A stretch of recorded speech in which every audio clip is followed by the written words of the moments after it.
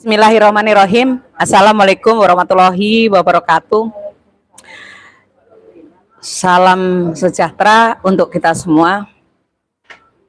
Bahwa sebentar lagi kita adalah memperingati atau mengingatkan reformasi tanggal 21 ini. Sudah 26 tahun kita tidak 26 tahun nggak terasa. Reformasi ini hasilnya tidak ada atau belum nampak. Kenapa? Reformasi ini yang notabene rakyat, mahasiswa, buruh, petani, nelayan, dan semua elemen bangsa ini berharap bagaimana menghapus atau menghapus KKN. Ternyata KKN semakin merajalela, KKN semakin terang-terangan, tidak seperti dulu masih agak malu-malu. Tapi hari ini KKN itu merajalela. Kenapa? Makanya masih jauh apa yang menjadi harapan bangsa Indonesia yang tadinya berjuang bagaimana untuk menghapus KKN. Justru banyak anak bangsa nyawanya melayang, keluarganya hilang entah kemana. Sampai hari ini banyak mahasiswa yang menjadi tumbal dan rakyat yang lain juga menjadi tumbal. Tapi ternyata sampai hari ini belum dirasakan oleh bangsa Indonesia, khususnya rakyat Indonesia. Apalagi hari ini khususnya mahasiswa membayar UKT itu semakin melambung tinggi, bukan naik tapi berganti harga. Bagaimana kita kaitkan dengan orang tua atau penghasilan orang tua mahasiswa, yaitu kaum buruh, upahnya tidak pernah naik. Kalaupun naik itu mereka juga harus berjibaku dengan apa yang hari ini kita lawan. Bagaimana mereka mau sekolah atau mereka mau kuliah, sedangkan biaya tidak mampu orang tuanya untuk membayar UKT. Tapi justru yang saya dengar bahwa teman mahasiswa yang menyuarakan tentang UKT, yang kenaikan UKT ini, justru hadiahnya adalah penjara, jeruji besi. Bukan hanya di zaman Soeharto, tapi hari ini juga semakin merajalela. Neneknya, pamannya, anaknya, bisa juga cucunya. Ini semakin terang-terangan mereka KKN-nya itu semakin nyata. Apa juga begini, karena lapangan kerja sudah tidak ada, maka orang tuanya pun mencarikan lapangan kerja. Ini kondisi yang terjadi, yaitu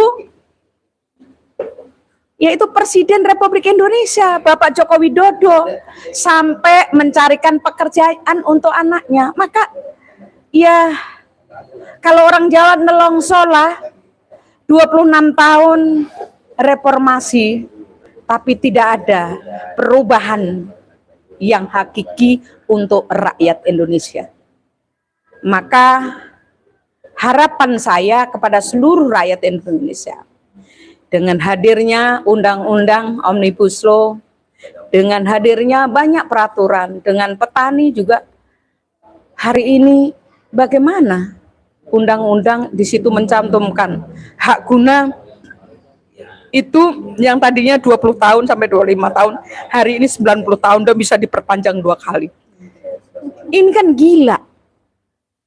Sulit ya di petani. Dan lapangan kerja yang tadinya 10 juta lapangan kerja, hari ini tidak ada.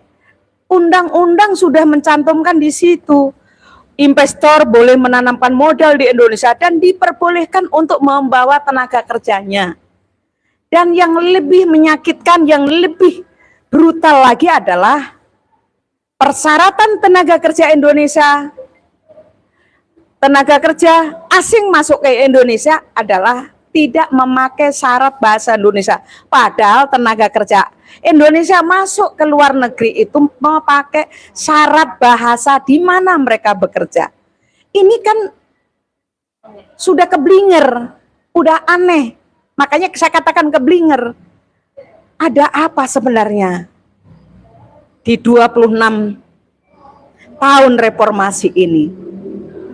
Padahal reformasi itu adalah banyak nyawa melayang, banyak saudara-saudara kita hilang, entah kemana rimbanya. Tapi justru sampai hari ini tidak ada yang bisa dinikmati hasil reformasi. Justru reformasi itu KKN semakin merajalela. Kenapa merajalela? Yang tadi saya sudah sampaikan. Mantu, anaknya, pamannya, itu bisa menjadi pejabat. Anaknya belum cukup umur, dia sudah menjadi wakil presiden. Padahal ini semua melanggar aturan. Aturan ini adalah dibuat oleh para penguasa ini. Tapi apa yang terjadi? Hukum tumbul ke atas, tajam ke bawah.